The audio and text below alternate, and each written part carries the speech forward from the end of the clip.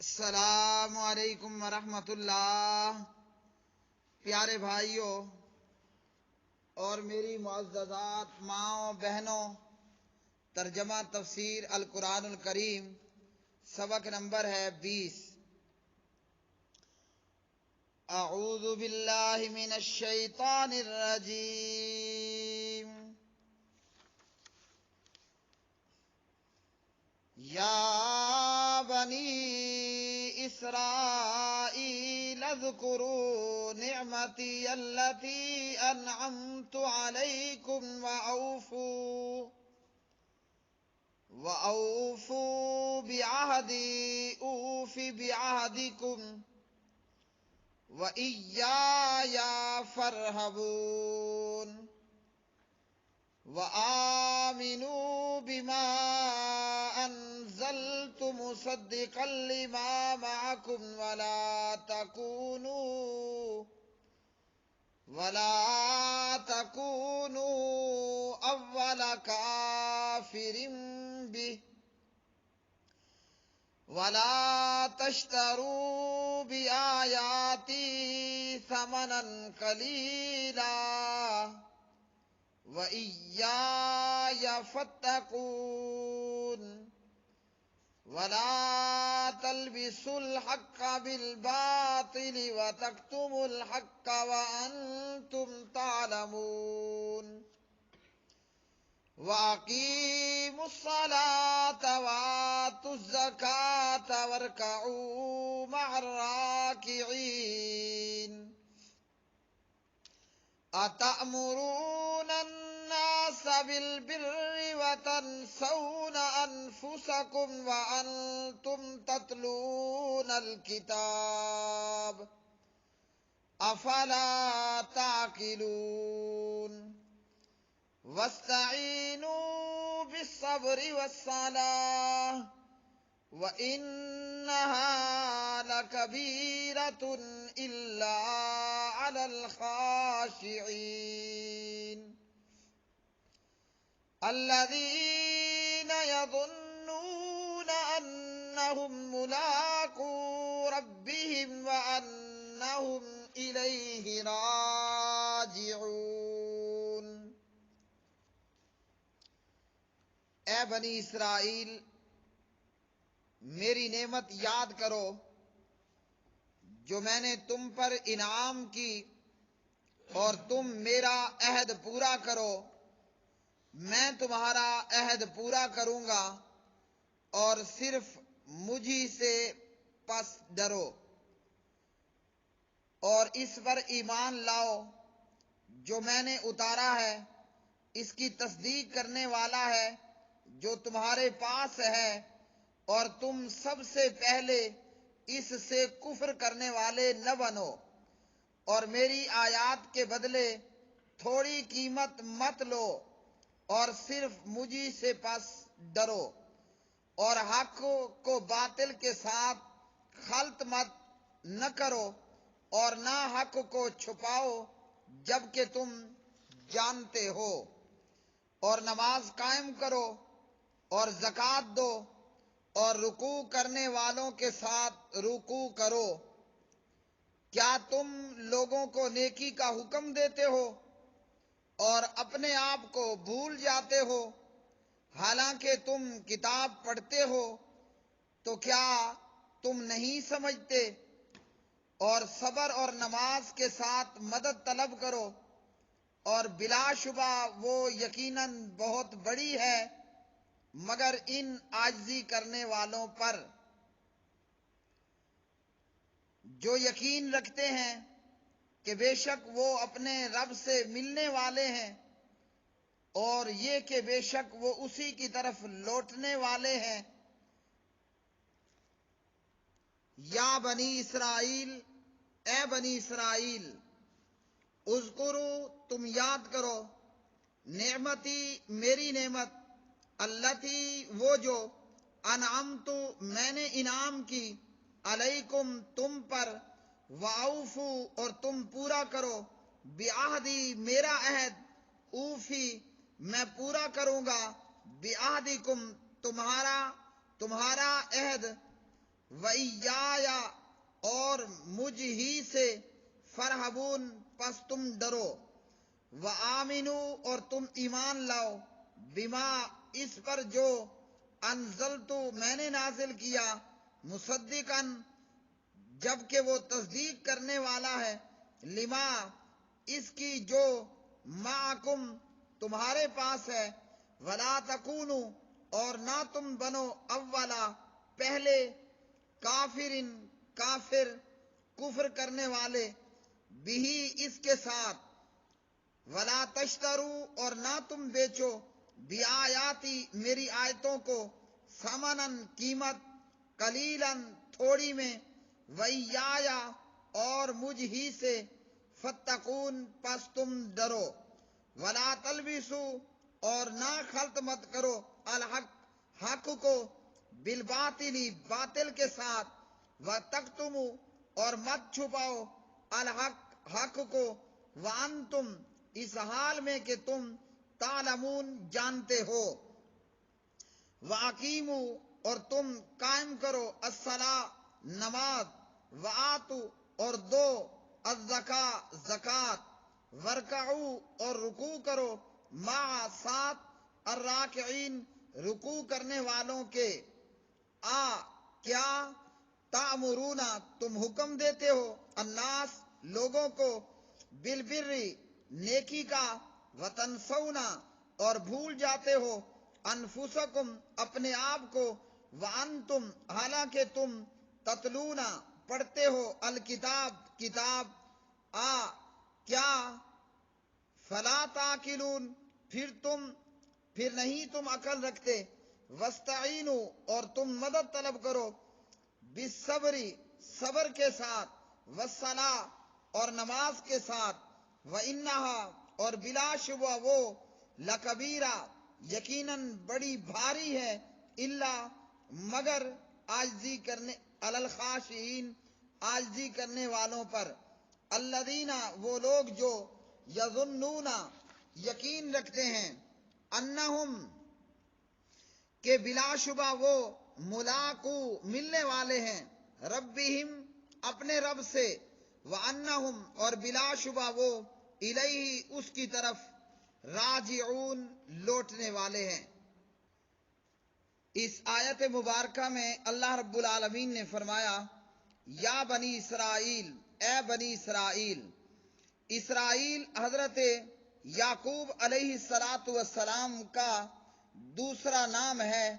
جس کے معنی ہے اللہ کے بندہ، اس لیے ان کی اولاد کو بنی اسرائیل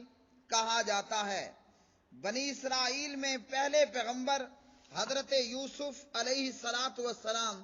اور بنی اسرائیل کے آخری پیغمبر حضرت عیسیٰ علیہ السلام ہیں۔ اسرائیل حضرت یعقوب علیہ السلام کا لقب ہے، جس کے معنی ہے اللہ کا بندہ، اور جس طرح کہ ایک حدیث میں بھی ہے، عبداللہ بن عباس رضی اللہ عنہما نے روایت کیا، یہودیوں کی ایک جماعت نبی علیہ السلام کی خدمت میں آئی تو پیارے نبی علیہ السلام نے فرمایا، هل تعلمون ان اسرائیل یعقوب مرض مرضا شدیدا، آپ نے پوچھا کیا تم جانتے ہو کہ اسرائیل یعنی حضرت یعقوب علیہ السلام ایک مرتبہ میں شدید بیمار ہو گئے۔ مسند امام احمد ابن حنبل وغیرہ۔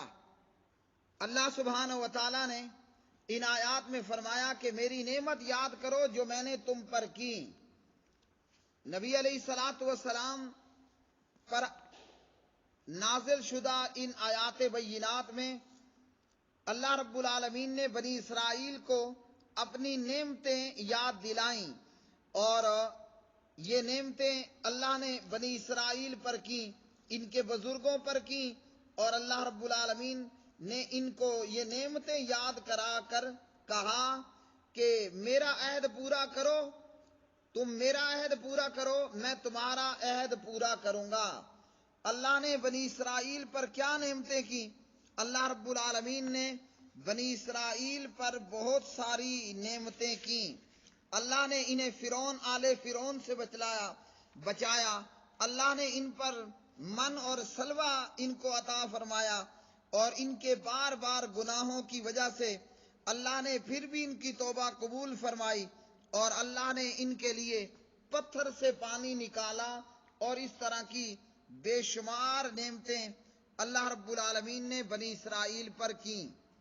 اللہ وحدہ لا شریک نے اپنی نعمتیں یاد کرا کر، اپنے احسانات بتا کر ان کو یہ کہا کہ میرا عہد پورا کرو اور میں تمہارا عہد پورا کروں گا۔ اور یہ عہد کیا تھا؟ جیسا کہ اللہ نے ایک اور مقام پر فرمایا، وَلَقَدْ أَخَذَ اللَّهُ مِيثَاقَ بَنِي إِسْرَائِيلَ وَبَعَثْنَا مِنْهُمُ 12 نَقِيبًا وَقَالَ اللَّهُ إِنِّي مَعَكُمْ لَئِنْ أَقَمْتُمُ الصَّلَاةَ وَآتَيْتُمُ الزَّكَاةَ وَآمَنْتُمْ بِرُسُلِي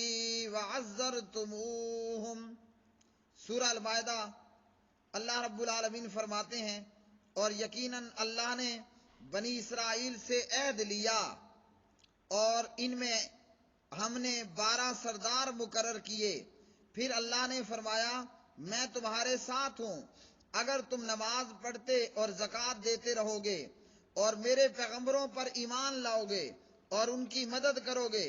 اور اللہ کو قرض حسنہ دو گے تو میں تمہارے گناہوں کو دور کر دوں گا اور تم کو بہشتوں میں داخل کروں گا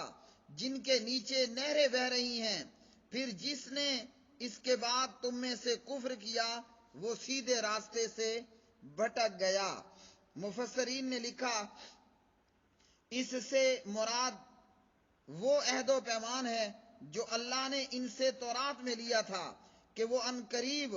بنی اسماعیل میں سے ایک عظیم الشان پیغمبر مبعوث فرمائے گا جس کی تمام اقوام عالم کو اطاعت کرنی ہوگی۔ اس سے مراد جناب محمد الرسول اللہ صلی اللہ علیہ وسلم ہیں۔ تو اللہ نے اپنی نعمتوں کا ذکر کیا اور فرمایا کہ میرے عہد کو پورا کرو۔ عہد کیا تھا؟ پیغمبروں پر ایمان لانا، ان کی مدد کرنا، محمد الرسول اللہ صلی اللہ علیہ وسلم کی اطاعت کرنا۔ اللہ نے اپنی نعمتیں یاد کرائیں اور ان کو عہد پورا کرنے کا کہا، تو جو پھر عہد کیے ہوئے کو پورا کرے گا اللہ تعالیٰ اس کو جنتیں عطا کرے گا، اور جو عہد شکنی کرے گا اس کے لیے اللہ نے جہنم تیار کی ہے۔ اسی طرح اللہ سبحانہ و تعالیٰ نے فرمایا کہ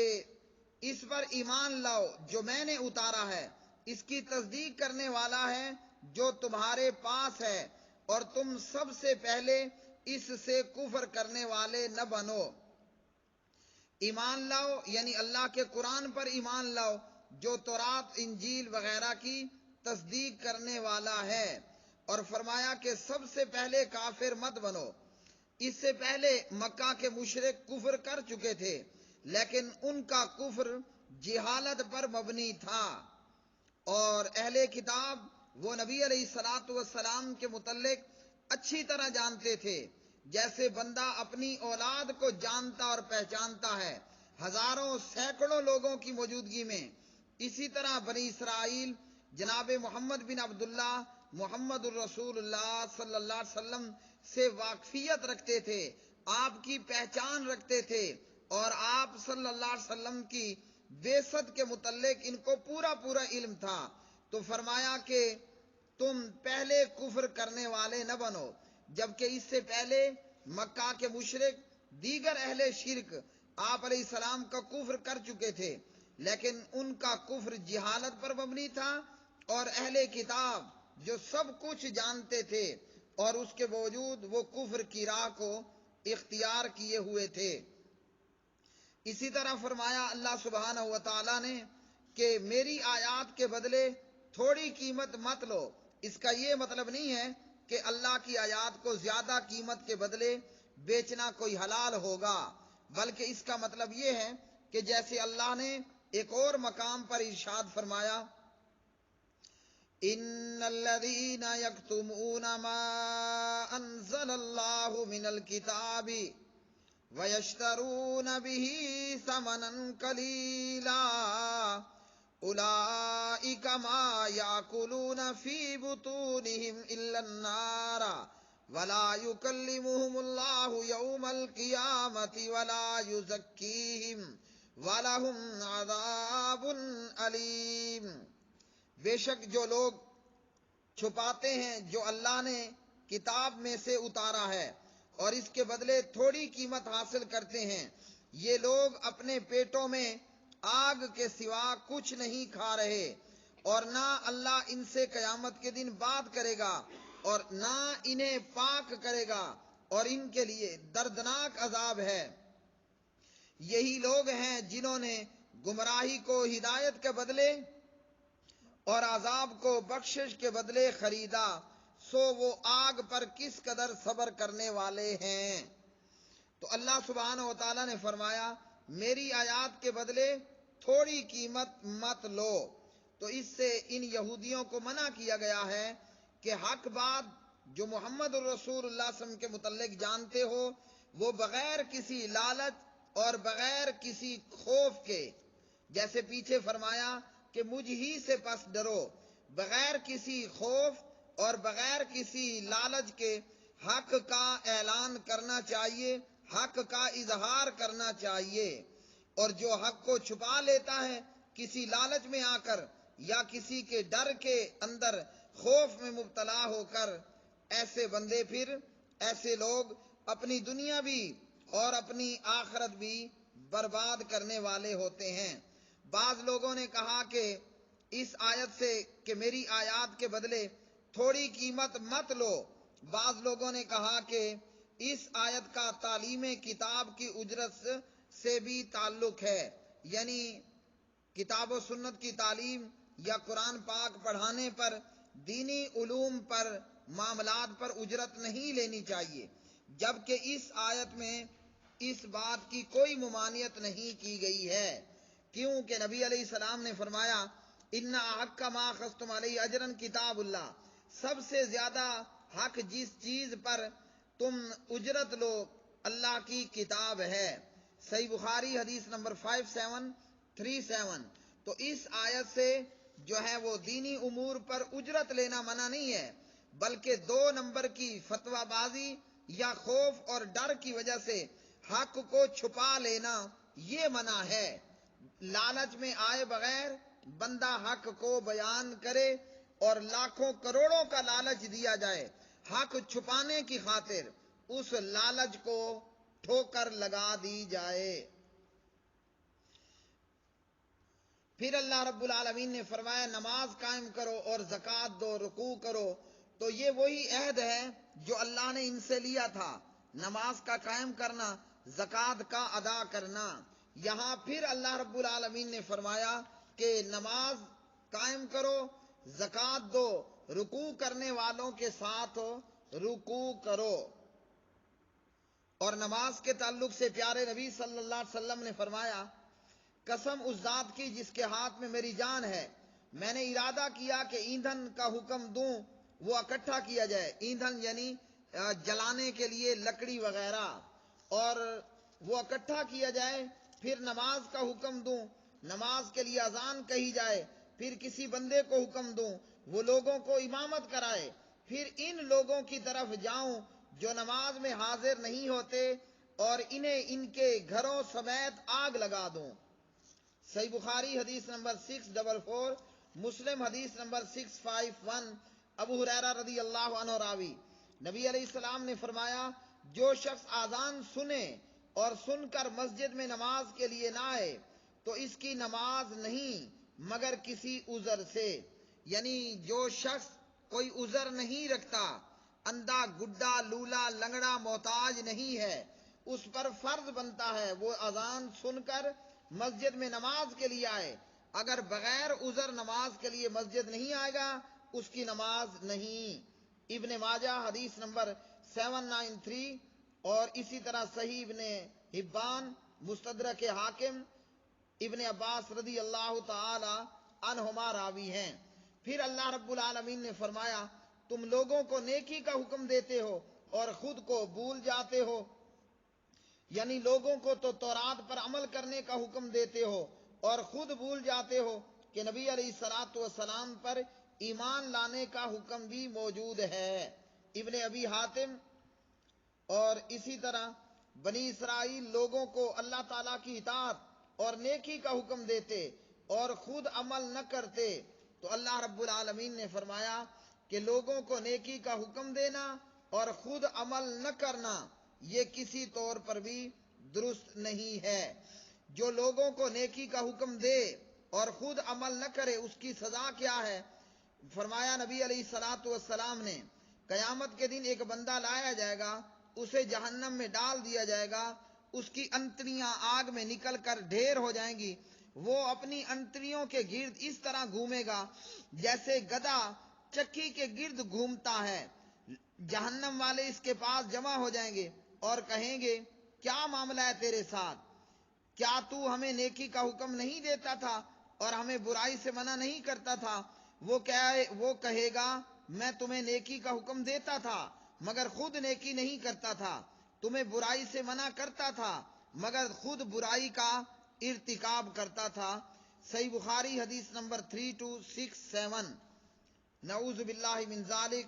اللہ رب العالمین ہمیں اس بات سے بچائے۔ پھر اللہ رب العالمین نے فرمایا صبر اور نماز کے ساتھ مدد طلب کرو۔ نبی علیہ الصلوۃ والسلام کو جب اچانک کوئی حادثہ پیش آتا آپ علیہ السلام نماز پڑھتے۔ ابو داود حدیث نمبر 1319۔ ہمیں بھی چاہیے کوئی مصیبت ہو پریشانی ہو نماز پڑھیں اور اللہ سے مدد کا سوال کریں اور صبر کریں۔ پھر اللہ رب العالمین نے فرمایا اور بے شک یہ بہت بھاری ہے مگر عاجزی کرنے والوں پر بھاری نہیں ہے۔ تو فرمایا کہ یہ بہت بھاری ہے مگر ان لوگوں کے لیے کوئی بھاری نہیں ہے جو عاجزی کرنے والے ہیں۔ نماز کا پڑھنا منافق کے لیے بہت مشکل ہوتا ہے اور مومن کے لیے آسان۔ جن لوگوں کو اللہ کی ملاقات کا حقیقت میں یقین ہوتا ہے کہ ہم نے اپنے پروردگار کے سامنے پیش ہونا ہے، وہ نماز میں سستی نہیں کرتے اور وہ نماز کو بر وقت ادا کرتے ہیں اور نماز ان کے لیے مشکل یا بھاری نہیں ہوتی۔ وآخر دعوانا ان الحمد للہ رب العالمین۔ آج کا سبق آیت نمبر 40 سے لے کر آیت نمبر 46 تک تھا۔